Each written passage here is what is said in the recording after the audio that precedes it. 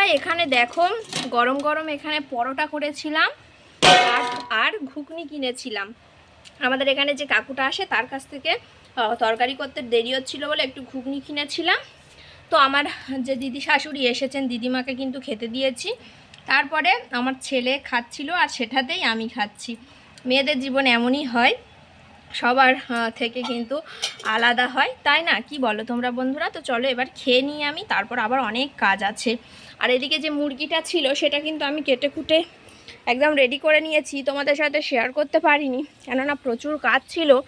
তো এখানে দেখো মুরগিটা কিন্তু কেটে কুটে একদম আমি পরিষ্কার করে কিন্তু নিয়ে নিয়েছি।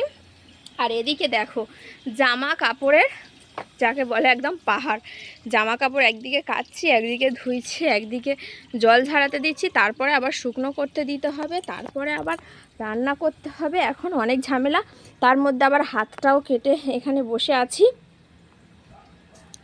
তো হোক, ভিডিওটা তোমরা দেখতে থাকো বন্ধুরা। আজকের মাংসটা কিন্তু হেভি করে রান্না করতে হবে, কি বলো?